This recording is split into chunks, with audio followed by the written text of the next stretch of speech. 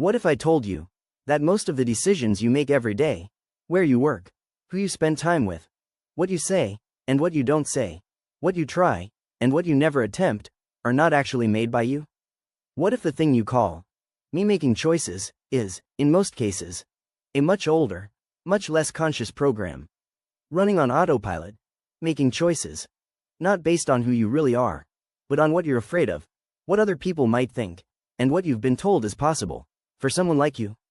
Wayne Dyer spent 40 years identifying, naming, and teaching people how to break free from exactly that force. He wrote about it in his very first book, Your Erroneous Zones, which became one of the best-selling self-help books of all time, with over 35 million copies sold. And he returned to this theme in everything he wrote and taught for the rest of his career. Because he understood something fundamental: until you can see the force that controls you, you cannot choose differently. You're just running the program, unconsciously, automatically, repeatedly.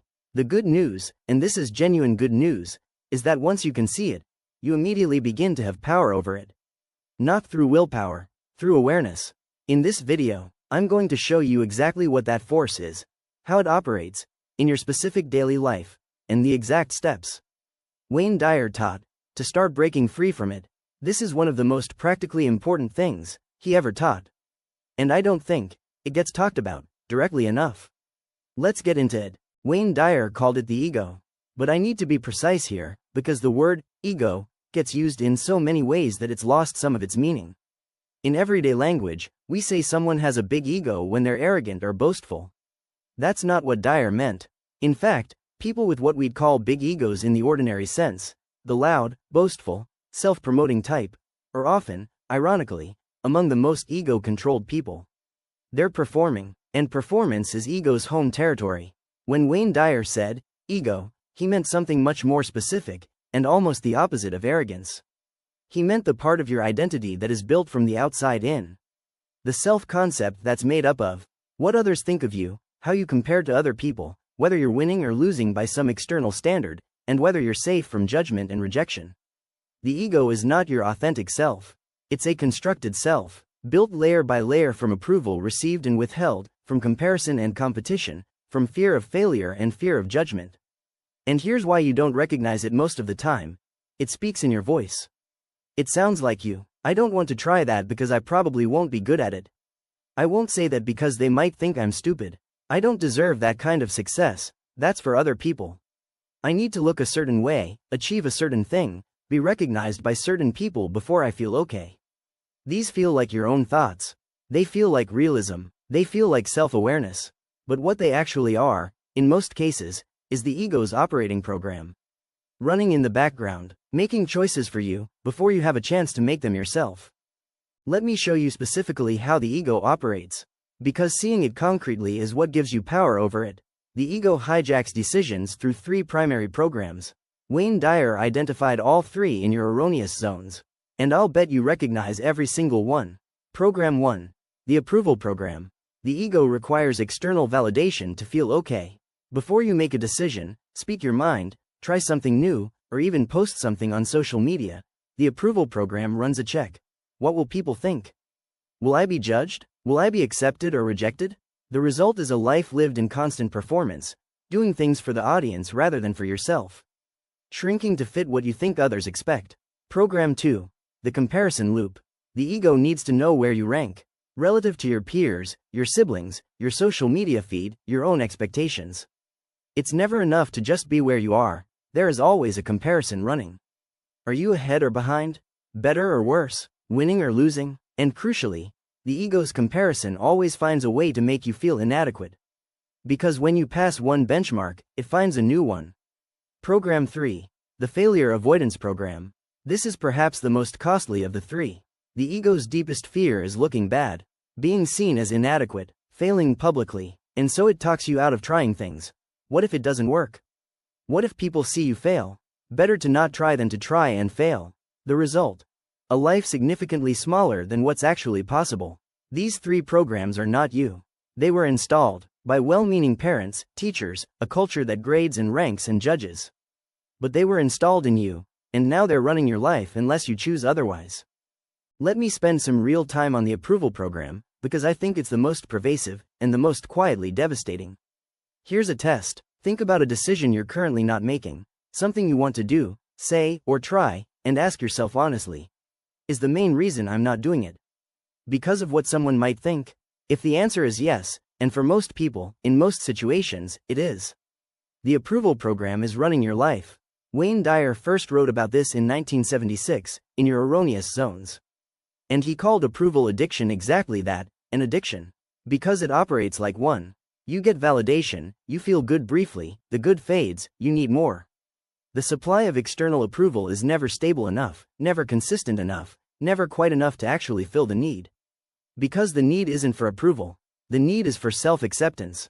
And no amount of external approval can substitute for that. Dyer's diagnosis was clear. The approval addiction is ultimately a sign that you haven't yet fully claimed your own worth. That your sense of okayness is still contingent on other people's responses. His prescription was equally clear. Begin practicing what he called self-authorization, making decisions, taking actions, and expressing yourself based on your own honest values, regardless of anticipated external response. This doesn't mean being reckless or inconsiderate. It means asking a different question before you act. Instead of, what will people think? Ask, what is true for me? What do I actually believe here? What would I do if I knew no one was judging? That last question, what would I do if I knew no one was judging, is one of the most liberating questions you can ask. I recommend writing your answer to it regularly. You might be surprised how often the answer is very different from how you're actually living. The comparison loop is interesting, because it looks like self-awareness. It looks like striving. It looks like ambition. But here's what Wayne Dyer observed. The comparison loop never produces satisfaction. Ever. By design. Because here's how it works. You compare yourself to someone. They're ahead of you in some area, income, relationship, appearance, achievement, number of followers. You feel inadequate. This motivates you to strive. You work harder. You improve. You reach the level of the person you were comparing yourself to. And at that exact moment, the ego finds someone else. Someone higher. Someone better. Someone with more. The goal line keeps moving. Because the comparison loop isn't about reaching a destination. It's about keeping you in a state of perpetual inadequacy, which is exactly where the ego feels most at home. Wayne Dyer had a phrase I find extraordinarily useful. You are not in competition with anyone. You are in collaboration with yourself. Think about what that means. There is no winning the comparison game. Because it's not a game with a finish line. The only game worth playing is the one where you're becoming more fully yourself, more authentically expressed, more aligned with your actual values, more genuinely useful to the world in the specific way that only you can be. Albert Einstein compared to a musician is inadequate. A musician compared to Albert Einstein is inadequate. But each one, in their own domain, being fully who they are, that's extraordinary. You are a specific kind of original. There is no one to compare you to. There's only the question, are you becoming more, or less, of what you actually are? That's the comparison loop's antidote. Not trying to win it, but stepping out of it entirely. The failure avoidance program is, in my view, the most costly of the three. Because its cost is invisible. You can't count what you never tried. Wayne Dyer was direct about this. He used to say, what are you not doing because of the fear of how it might look if it doesn't work out? And the honest answer, for most people, is, a lot. The conversation they haven't had. The project they haven't started. The application they haven't sent. The relationship they haven't pursued. The change they've been thinking about for years. The ego looks at all of those things and says, what if it doesn't work? What if you try and fail? What if people see you fail? Better to not try than to try and be seen as someone who tried and failed. This is the logic that keeps lives small. And it sounds so reasonable. It sounds like prudence, like wisdom, like not setting yourself up for disappointment. But here's what Wayne Dyer pointed out that cuts right through that logic. You are already failing. Every day you don't try the thing that matters to you, you are failing. Not publicly, silently, in the only audience that ultimately matters, your own. The regret of inaction is almost always worse than the regret of action that didn't work out. Because with action that didn't work, you have information, growth, experience, and the knowledge that you tried. With inaction, you only have the question, what if? And what if follows you around for a long time. Wayne Dyer's challenge to the failure avoidance program was simple. Do the thing anyway. Feel the fear and move. Not by suppressing the fear, but by refusing to let it make your decisions. Now let's talk about the practical work. How do you actually catch these programs running in real time and interrupt them? Wayne Dyer's primary technique here was what he called the observer practice. And it's simple, but powerful.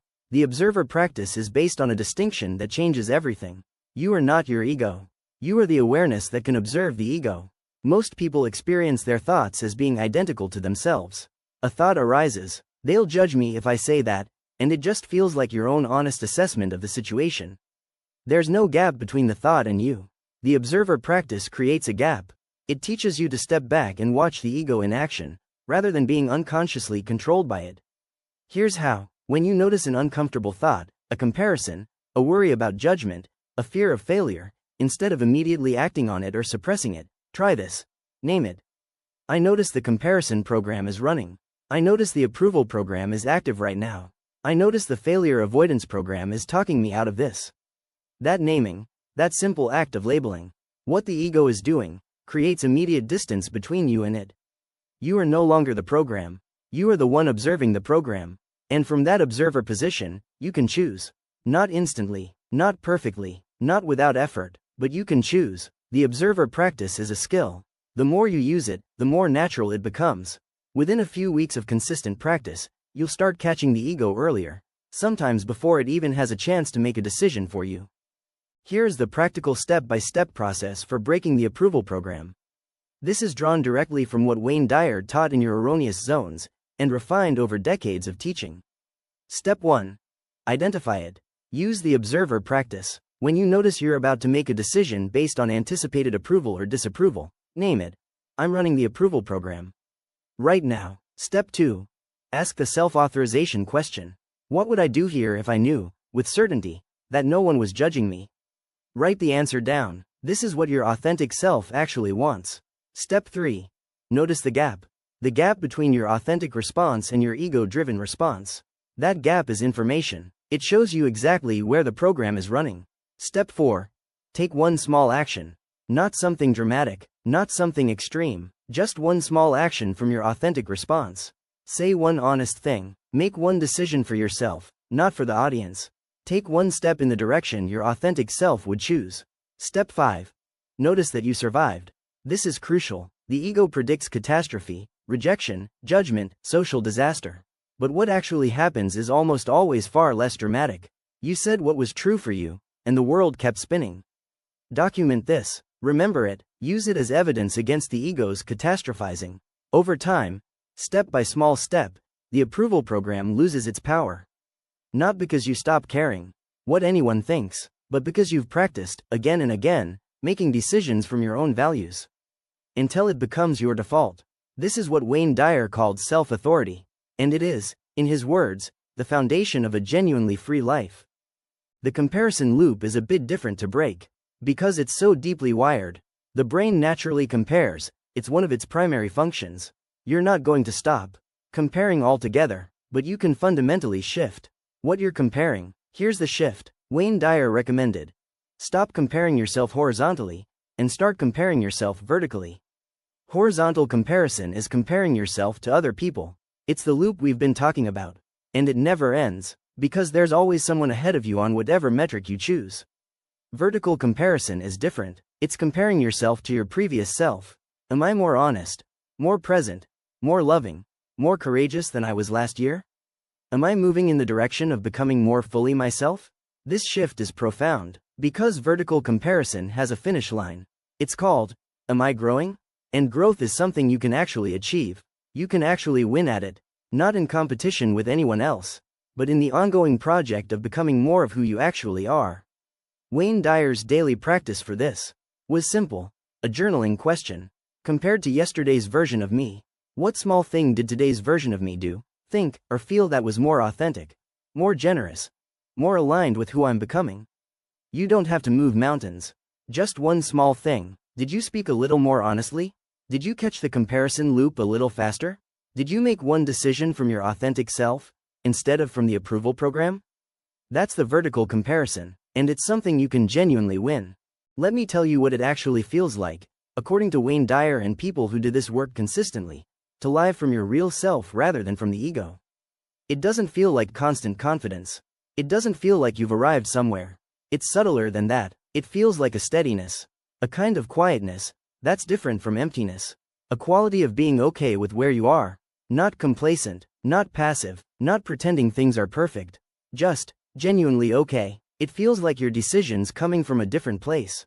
Not from fear of what will happen if you don't act, but from real alignment with what actually matters to you. And those decisions feel different in your body. Less anxious, more settled. It feels like other people affecting you less. Not because you don't care, but because your sense of okayness is no longer dependent on their approval. You can receive criticism without being destroyed by it. You can be misunderstood without it shaking your identity. Wayne Dyer described this state as being independent of the good opinion of others. Not indifferent, independent. You still appreciate appreciation. You still care about your impact, but you are not held hostage by approval. That is freedom. Real, practical, daily freedom. And it's available to you, not through wishing, but through the daily work of catching the ego and choosing differently. Here's your takeaway. For the next 7 days, practice one thing. When you notice a thought that sounds like the ego, comparison, approval seeking, failure avoidance, name it. Out loud, or in your head. That's the ego. Just the naming. That's it. 7 days. Subscribe for more. Like if this landed. Comment. Where does your ego show up most often? I genuinely want to know. Don't die with your music still in you. Wayne Dyer believed that the right message finds you at exactly the right moment. Maybe this was yours. If it was, hit subscribe. Not because I'm asking you to, but because there are more lessons like this one waiting for you on this channel. And you don't want to miss them. Hit the like button if this added something to your day. It takes 1 second and it helps more people find this content. People who might need it just as much as you did. And turn on notifications, so the next lesson shows up before life gets in the way. I'll see you in the next one. Don't die with your music still in you.